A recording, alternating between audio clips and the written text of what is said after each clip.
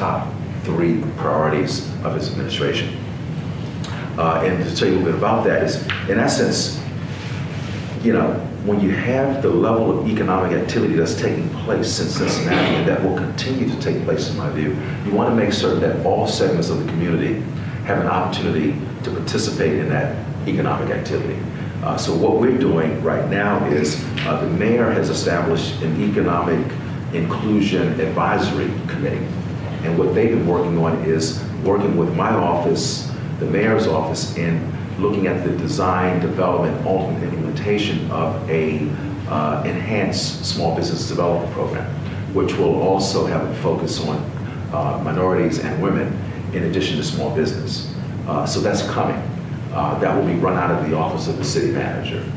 So the whole idea, once again, is we're not going to do anything just for the sake of doing it. It has to demonstrate and represent that it's in the best interest of the city, and this is in the best interest of the city. So how do we get the results that we want at the end of the day? So that's a priority for the city manager, that's a priority for the mayor. Yes, ma'am. Along the lines of inclusion, I work in Over the Rhine. I'm also the current chairperson of Affordable Housing Advocates. And as many of our neighborhoods redevelop, the focus is on market and attracting people with higher incomes.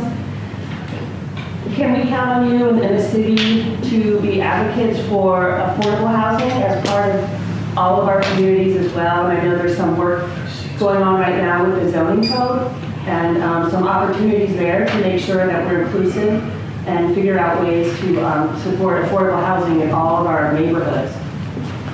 I think that goes without saying. I think that my office will always be sensitive to and appreciative for the need for open, fair housing at all levels. You know, be it market rate housing, high-end housing, or workforce housing, or low-income housing. I mean, the key is everybody needs a place to live.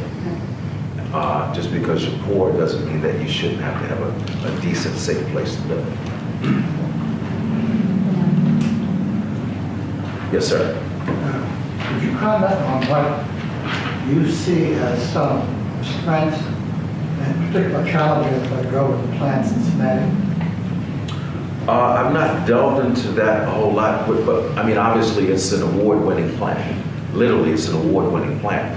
However, I think that you want to look at something like that as a guidance document in terms of as we go down the road pursuing whatever we're going to pursue from a development standpoint, that we use this as another resource for guidance purposes. Not everything in it will work, not everything in it will be realistic or practical, but the key is you've thought through it, you've thought through something, you've gone through a community exercise, which is very significant. So therefore, initially, in terms of where I am now, I would at a minimum look at it as a guidance document, is how I would look at it.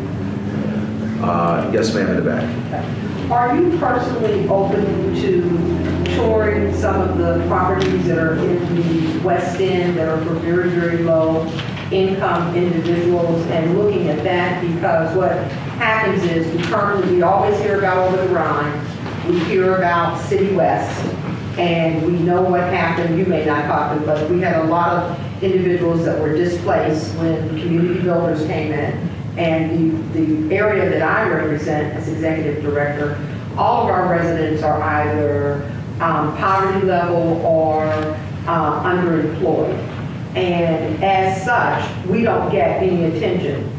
And I'm wondering, as the new city manager, would you be open to taking a tour of that area so that you're exposed to areas that are not only the banks and the up and coming Over the Rhine, but where people often end up because they have no other choice? Yeah.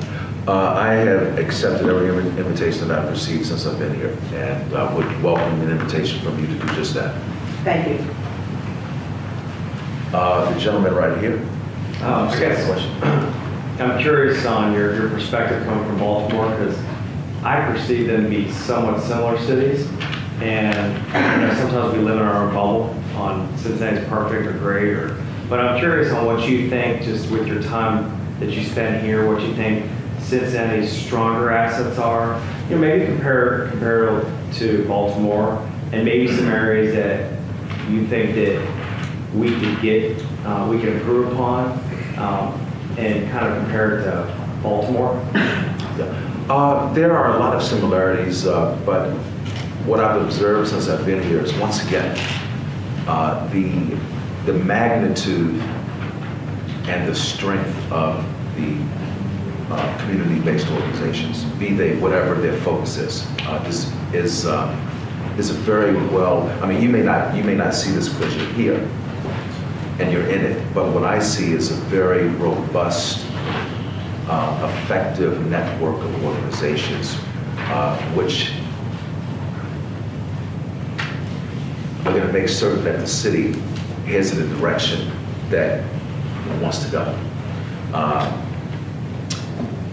Once again, in Baltimore, you might have 6 or 7 really affordable, vibrant neighborhoods.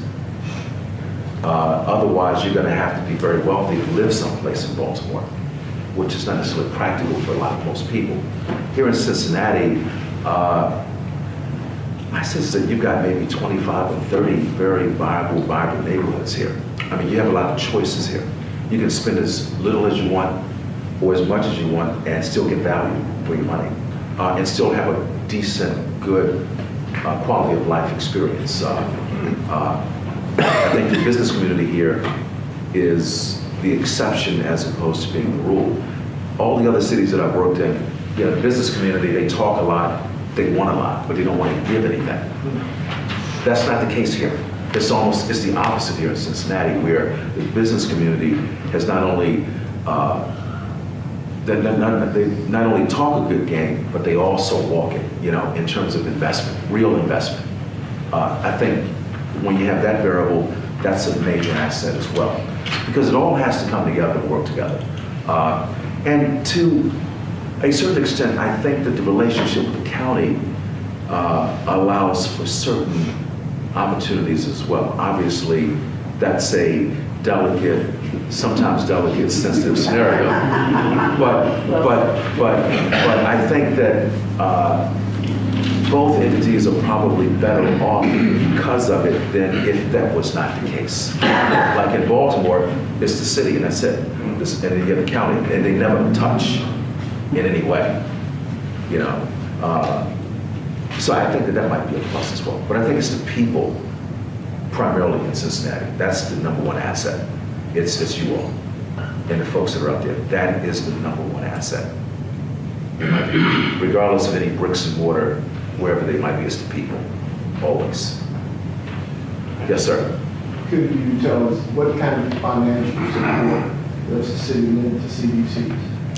I can't tell you right off the top of my head, but I'm quite sure in our budget process, our consolidated plan, and then our general fund budget, there are elements there from a process standpoint by which we're able to provide funding and support, be it community development, be it housing, or be it pure economic development. I mean, because I see the documents coming across my desk every day, and I'm signing off for them, whether it's a housing transaction of some sort, affordable housing, or something CDBG related in the consolidated plan. Since Bob just gave me the opening, I'm going to take the prerogative. Bob is a past president of our organization. And one of the things the city did this year to balance its budget was to take away all the capital funds, the block grant funds for our CDCs. So we've been working with Councilmember Winburn in the Budget and Finance Committee. We put together a task force at his direction, and we are working to find other sources of funding for community development to fill that gap. It's basically for 2 years an $80 million gap. And then the whole question about bond issues, and I was glad to see that you had such knowledge about bond issues and that kind of thing. So that task force is actually meeting right now at City Hall, and at 2 o'clock I have to go down and give to Councilmember Winburn an update. This is our 4th meeting, and we're going to be reporting on December 8th. So it is a crisis as far as we're concerned.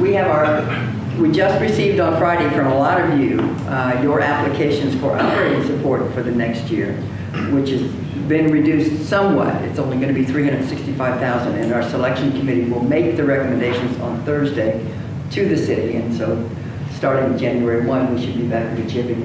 But then we need, because the problem is the pipeline's being damaged. And this neighborhood is one with a lot of the big stuff that will explode any minute. All the stuff you came through that's empty will not be empty much longer, but our emphasis is not on, we do want more from the city, but we need a bigger pie. So we are not looking just at the city, and we are looking at partnerships, collaborations, and thank you, Bob, for giving me that opening. No, I think that's what you're gonna have to do. Exactly. Clearly, the primary source of funding for a lot of this stuff is CDBG money. And as we know, the federal government is trying to get out of the CDBG business. It's not just Cincinnati, we dealt with it in Baltimore.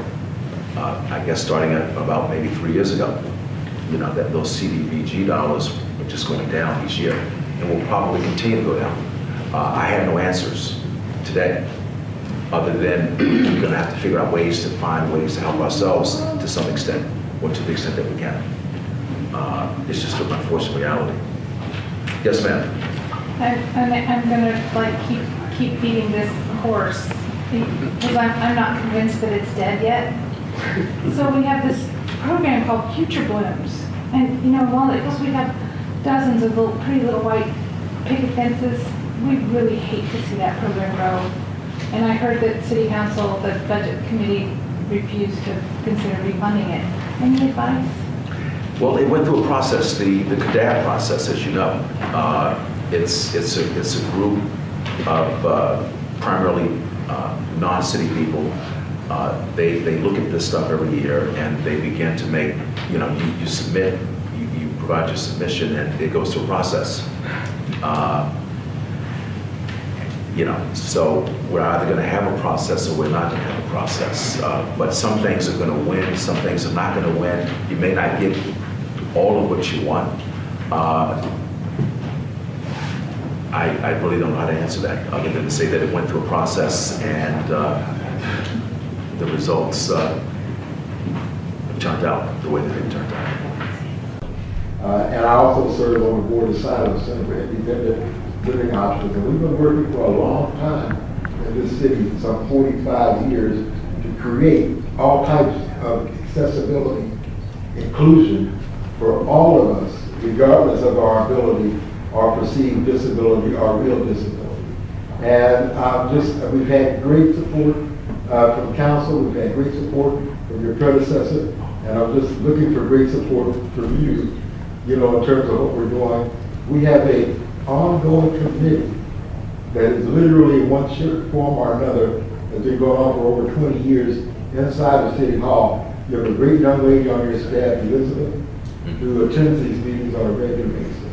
And I just really want to give you an invite to come and be part of that, and also for DD services and for Silo, to really get a look at the real need for inclusion and the real value for inclusion. I know you already know that, but I just want to boost you a little bit and let you know that we're here, those that you can see and those that you can't see. Because a large number of people with disabilities have invisible disabilities. And then there's folks like me who've been around for like 67 years with a disability, and I'm still here, all my doctors are dead.